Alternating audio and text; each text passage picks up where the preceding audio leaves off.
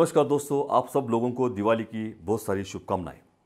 दोस्तों, मेरे पास बहुत होम्योपैथिक डॉक्टर्स आते हैं, होम्योपैथिक स्टूडेंट्स आते हैं अपने अपने प्रॉब्लम्स लेके। लेकिन सबसे कॉमन प्रॉब्लम क्या होता है पता है कि सर, केस टेकिंग एक आर्ट है, उस आर्ट को कैसे अंडरस्टैंड करना है। कभी कभी सर केस टेकिंग लेते भी है, लेकिन उसको एनालिसिस कैसे करना, उसका इवैल्यूएशन कैसे करना, और इवैल्यूएशन के बाद सबसे डिफिकल्ट जाता है कि पेशेंट की लैंग्वेज को रेपर्टरी लैंग्वेज में कैसे कन्वर्ट करना। कभी कभी सर पेशेंट की लैंग्वेज रेपर्टरी लैंग्वेज में कन्वर्ट करते भी है, लेकिन जो रेपर्टरी चार्ट बनता है ना, बहुत सारे दवाई आती है, उसमें से एक रेमेडी चूज़ करनी पड़ती है। वो एक रेमेडी कैसे चूज़ करना सर, वो सिमिलियम तो कैसे जाना, बहुत डिफिकल्ट जॉब है सर ये। प्लीज़, क्या है सोल्यूशन इसका। नमस्कार दोस्तों, मैं doctor BS Bhosale, MD homeopath, director of Asha homeopathy. दोस्तों, एक केस से चालू करेंगे। केस कुछ ऐसा है, एक गांव है और उस गांव में एक घर है। वो घर बहुत ही धार्मिक लेवल का है, बहुत ही रिलीजियस काइंड का है।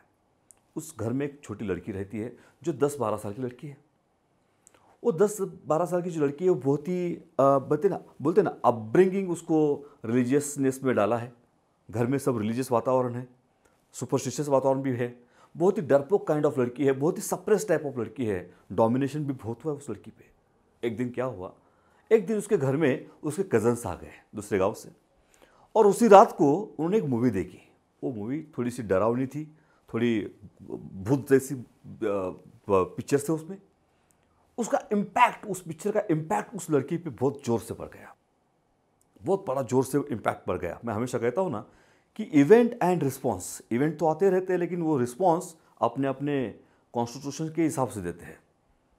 वो मूवी तो सब लोगों ने, बच्चों ने देखी थी, बाकी के सब बच्चे मूवी देखे और भूल भी गए हैं। लेकिन ये जो लड़की थी ना, जो हमारी पेशेंट है, वो जो लड़की थी, वो लड़की पे बहुत बड़ा इम्पैक्ट पड़ गया।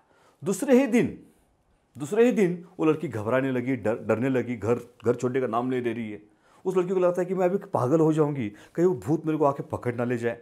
वो मेरे भूत अंदर तो नहीं ना। उसको अजीब तरह से आवाज़ आने लगे, इधर उधर के सब आवाज़ आने लगे। उसको लगने लगा कि मेरे को भूत कोई खींच रहा है, ऐसा उसको कंटिन्यू लगने लगा। ये सोच के उसके माता पिता ने उसको साइकेट्री डॉक्टर के पास लेके गए। लेकिन साइकेट्री डॉक्टर के पास उन्होंने जो दवाई दी, उससे कुछ उसको फ़ायदा भी नहीं हुआ। 2-3 महीने के बाद वो हमारे OPD में आई। जब हमने पूरी उसकी स्टोरी सुनी, स्टोरी क्या थी, जैसे मैंने स्टोरी बताई वैसे ही स्टोरी पूरी हमने ले ली उसकी। और उस स्टोरी से क्या क्या था, एक था उसको लग रहा था कि मुझे भूत कोई पकड़ के ले जा रहा है। दूसरा था कि मेरे अंदर भूत तो नहीं आया ना। तीसरा था कि मैं पागल तो नहीं हो जाऊंगी ना, मुझे बहुत डर लग रहा है। इतना सारा अटैचमेंट था उस लड़की को उस सब सिचुएशन से, उसे बाहर आने की हिम्मत नहीं हो रही थी उसकी। दोस्तों, इसी को हमने लिया, पेशेंट की लैंग्वेज को हमने रेपर्टरी लैंग्वेज में कन्वर्ट कर दिया, और इतने सारी रूब्रिक्स आ गए। इस रूब्रिक्स में से सिमिलियम निकालना था। सिमिलियम एक ही निकला, जिसका नाम है मेननसिला। दोस्तों, ये जो प्रॉब्लम्स है, सबके प्रॉब्लम्स है कि पेशेंट की लैंग्वेज को रेपर्टरी लैंग्वेज में कैसे कन्वर्ट करें, और उस रेपर्टरी लैंग्वेज को मेट्रामेडिका के लैंग्वेज में कन्वर्ट कैसे करें। ये ट्रायंगल है दोस्तों, ट्रायंगल है। क्या है ट्रायंगल, कैसा है ट्रायंगल? देखिए, ये जो ऊपर है क्या है, patients language. This is very important. Patient कहीं का भी हो, महाराष्ट्र का हो, तमिलनाडु का हो, राजस्थान का हो, गुजरात का हो, पेशेंट है। अपनी भाषा से पेशेंट अपने सिम्टम्स बता रहा है, राइट ना? राइट, हाँ, अपने भाषा से अपने सिम्टम्स पेशेंट बता रहा है। उसी भाषा को हम कॉमन होम्योपैथ का काम क्या है, कॉमनली उस भाषा को रेपर्टरी लैंग्वेज में कन्वर्ट करना है, राइट? तो रेपर्टरी जैसे लैंग्वेज में कन्वर्ट होती है, तो रेपर्टरी हमें रास्ता दिखाती है कहाँ जाने का, मेट्रामेडिका की तरफ जाने का। और जब मेट्रामेडिका की तरफ जाते हैं हम, तो एक ट्रायंगल बनता है। ये triangle patients language, repertory language और मेट्रामेडिका लैंग्वेज, ये जब ट्रायंगल बनता है तब निकल के बाहर आता है सिमिलियम, राइट? ये सिमिलियम जाने तक आपको बहुत मेहनत करनी पड़ेगी, राइट? वो मेहनत कैसी होनी चाहिए? मेहनत होनी चाहिए रेपर्टरी की अंडरस्टैंडिंग, मेट्रामेडिका का अंडरस्टैंडिंग और ऑर्गेनोन का अंडरस्टैंडिंग। इंसान का अंडरस्टैंडिंग तो होना जरूरी है। दोस्तों, ये सब सिखाऊंगा। ये सब सीखने के लिए आपको आना है 5 वर्कशॉप में इस साल की, है ना, 2022 में 8 से 31 जनवरी 2022 पाँचगनी में होटल मिलेनियम पार्क में ये वर्कशॉप हो रहा है। 3 दिन का रहेगा वर्कशॉप। बाकी के डिटेल्स तो नीचे दिए हैं, आप लोग इनको कांटेक्ट कर सकते हैं। और आपका, हाँ, आपको ही बोल रहा हूँ मैं, आपका रजिस्ट्रेशन आज के आज कीजिए, क्योंकि आपको रेपर्टरी की पाठशाला में आना है।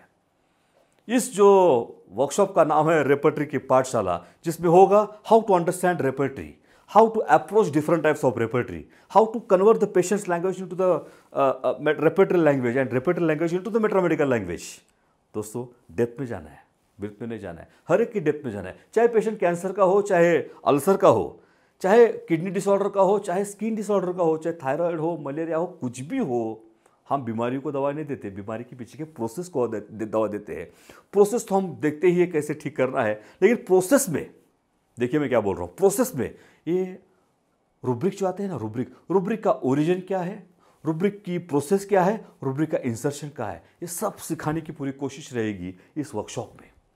दोस्तों, राह देख रहा हूँ आपकी मैं, कहाँ पे, पाँचगनी मिलेनियम पार्क में 3 दिन के लिए डे एंड नाइट पूरा टीचिंग सेशन रहेगा आपके लिए, हमारी होम्योपैथी के लिए। मिलते हैं वर्कशॉप रेपर्टरी की पाठशाला में।